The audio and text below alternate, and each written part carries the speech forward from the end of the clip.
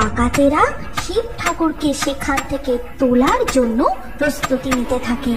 যখন তারা সবাই মিলে শিব ঠাকুরকে সেখান থেকে তোলার চেষ্টা করে, তখন শিব ঠাকুর প্রকট হন। শিমচুলা জঙ্গলকে ঘিরে আশেপাশের সমস্ত গ্রামে অনেক রকম কথা প্রচলিত ছিল। যেটি সব থেকে প্রচলিত ছিল সেটা হলো জীবিত শিব ঠাকুরের কথা। সবাই বলা বলি করতো যে শিমচুলা জঙ্গলের মধ্যে যে পুরো বাড়িটি রয়েছে এবং তারই পাশে যে শিবলিঙ্গটি রয়েছে সেটি খুবই জাগ্রত।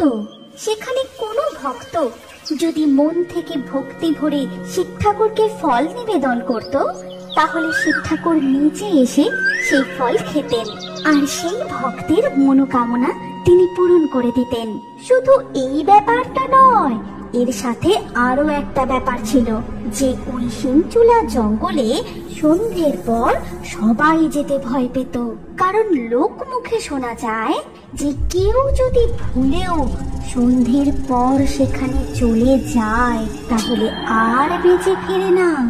ও গিন্নি, দেখো তুমি কত দেরি করলে, সন্ধে হয়ে এলো যে, আর এখনই তো আমার পুজো করার ইচ্ছা হলো। এবার তাড়াতাড়ি চলো। এই তুমি থামো তো, এবার শিব ঠাকুরের পুজো করতে যাচ্ছি, কোনো অঘটন ঘটতেই পারে না। শিব ঠাকুরের উপর একটু ভরসা রাখো। আহা গিন্নি, তুমি বুঝতে পারছো না, তোমার শিব ঠাকুরের উপর পুরো ভরসা আমার আছে, কিন্তু এই জঙ্গল যে একদমই ভালো নয়। তুমি তো জানো, বলো, সন্ধ্যের পর থেকে ওখানে তো আর কেউই যায় না। তারপরে দুজনে জঙ্গলের মধ্যে সেই পুরো বাড়ির শিবলিঙ্গের কাছে গিয়ে পৌঁছায়। তারপর পুজো করে শিব ঠাকুরকে ফল নিবেদন করে সূর্য ডোবার আগেই তারা তাড়াতাড়ি করে জঙ্গল থেকে বেরিয়ে আসে। তারপর দেখতে দেখতে রাত নেমে আসে। গোটা শিমচুলা জঙ্গল অন্ধকারে ভরে যায়। যাও, তুমি শিব ঠাকুরের কাছ থেকে ফল নিয়ে এসো। রোজ রোজ আমি কেন যাব? তোরা গিয়ে নিয়ে আসতে পারিস না? তুমি ব্রাহ্মণ ভূত, তাই তুমি ছুলে কিচ্ছু ক্ষতি হবে না, কিন্তু আমরা ছুলে পাপ লাগবে। তাই তোমাকেই বলছি যাওয়ার জন্য, নইলে আমি কাউকে তো তেল মাখাতে যাই না। ডাইনির আবার পাপ লাগবে এটা বলে হাসাস না। দাঁড়া, গিয়ে আমি নয় নিয়ে আসছি। ওদিকে ওই পোড়ো বাড়ির মধ্যে আলাদাই কিছু চলছিল, অন্য আর এক রহস্য।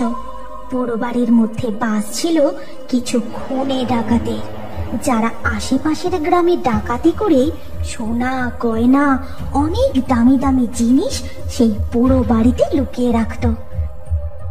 শিমচুলা জঙ্গলের গুজবের জন্য তাদের খুব সুবিধেই হতো। ওরা সকলের চোখের আড়ালে সেখানে বেশ শান্তিতেই বসবাস করত। তাই ডাকাতরাও চাইতো এই গুজব যেন প্রচলিতই থাকে। এই, তোরা দেখেছিস মানুষের মনে ভয় ডর কি কমে গেল নাকি? সন্ধ্যে খাবার ঠিক আগে ওই বউটার বরটা এখান থেকে বেরোলো।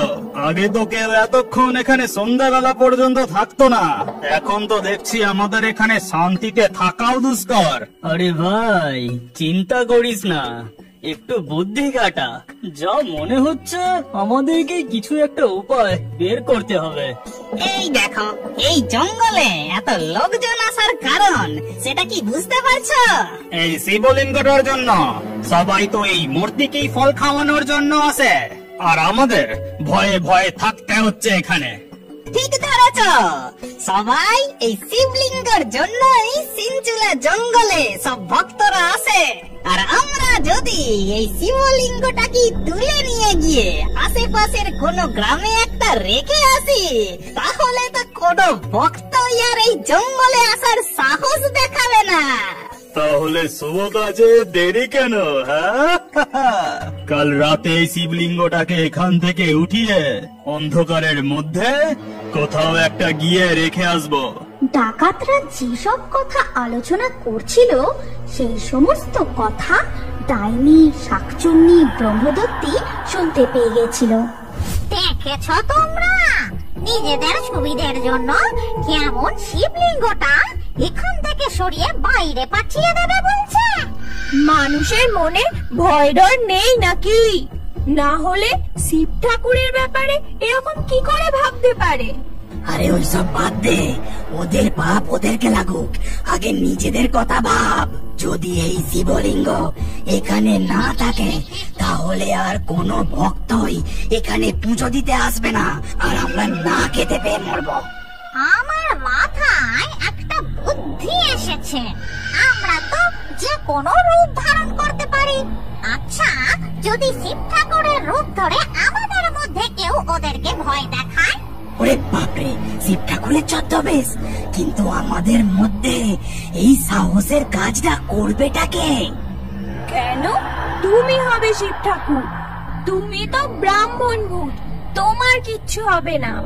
আচ্ছা, সব সময় যেখানে বিপদ সেখানে এই ব্রহ্মদৈত্যকে পাঠিয়ে দে।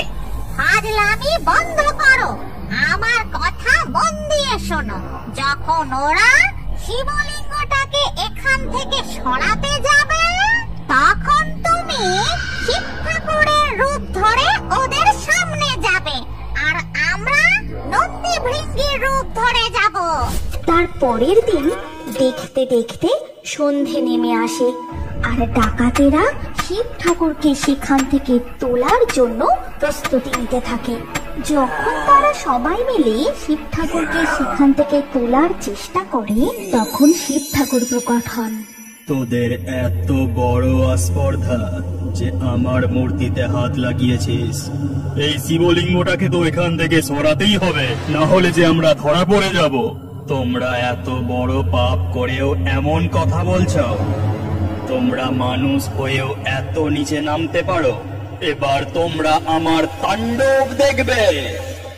শিব ঠাকুর নিজের ত্রিশূল এগিয়ে ধরেন, তখন চারিদিকে বিদ্যুৎ চমকায় আর প্রচন্ড ঝড় এবং বৃষ্টি শুরু হয়ে যায়। শিব ঠাকুরের এই ভয়ঙ্কর রাগ দেখে ডাকাতরা ভয়ে সেখান থেকে দৌড়ে পালায়, কিন্তু শিব ঠাকুরও ত্রিশূল হাতে নিয়ে তাদেরকে তাড়া করতে থাকেন। হে প্রভু, হে প্রভু, প্রভু আমাদের ক্ষমা করে দাও। আরে এমন ভুল জীবনেও করবো না, আমাদের শুধু এখানে থাকার অনুমতি দাও প্রভু। কিন্তু শিব ঠাকুর থামলেন না, ওদেরকে একেবারে জঙ্গলের বাইরে বের করেই ছাড়লেন। নিজেদের ভালো চাও তো আমার জঙ্গলে আর কখনো ফিরে আসবে না। আমার এই জঙ্গলে তোমার মতো পাপীদের কোনো স্থান নেই। ডাকাতেরা ভয় পেয়ে এদিকে ওদিকে ছড়িয়ে গেল এবং ঝড় বৃষ্টিও আস্তে আস্তে থেমে যায়। এদিকে ব্রহ্মদৈত্য শিব ঠাকুর, ডাইনি আর শাকচুন্নি নন্দী ভৃঙ্গি দুই গৌর রূপ ধারণ করে ডাকাতদের তাড়ানোর জন্য পুরো বাড়ির কাছে পৌঁছায়। কিন্তু আরে, আমরা কি আসতে দেরি করে ফেলেছি? শিবলিঙ্গ তো এখানেই আছে। ডাকাতেরা কি শিবলিঙ্গ সরানোর জন্য এখানে আসেনি? তারপর হঠাৎ করে আসল শিব ঠাকুর সেখানে প্রকট হন। আরে বাপরে, এ তো দেখছি দুটো শিব ঠাকুর। একজন শিব ঠাকুর তো আমাদের ব্রহ্মদৈত্য, কিন্তু আর একজন কে? আরে ইনি তো সত্যিকারের শিব ঠাকুর। আমাকে ক্ষমা করে দিন প্রভু, আমার কাছে যে আপনার রূপ নেওয়া ছাড়া আর কোনো উপায় ছিল না। আমাকে ক্ষমা করে দিন। তারপর তারা তিনজন শিব ঠাকুর নন্দী ও ভৃঙ্গির রূপ ছেড়ে নিজেদের রূপে ফিরে আসে। আমি তোমাদের উপর কোনো রাগ করিনি। তোমরা নিজেদের জন্য হলেও তো আমাকে এই জঙ্গলে রাখতে চেয়েছো, তাতেই আমি সন্তুষ্ট। আমরা জানতাম না যে আপনি সত্যি সত্যি বিরাজ করেন। ভক্তরা আপনার জন্য যা ফল দিয়ে যেত তা তো আমরাই খেয়ে নিতাম। আমাদের ক্ষমা করে দিন প্রভু। এটা মনে রেখো, ভক্তের খুশিতেই আমি খুশি। আর আমি এই সিনচুলা জঙ্গলে থাকতে তোমাদের কখনো কোনো কষ্ট হবে না। এই কথা বলে শিব ঠাকুর তাদেরকে আশীর্বাদ করে সেখান থেকে অদৃশ্য হয়ে যান। প্রতিদিন যে সকল ভক্তরা ফল নিবেদন করে যেত, সেই সমস্ত ফলগুলো শাকচুন্নি, ডাইনি আর ব্রহ্মদৈত্য খুব আনন্দ করে খেত। আর সব থেকে বড় কথা, সিনচুলা জঙ্গল থেকে ডাকাতদের নাম ও চিহ্ন একেবারেই মুছে যায়।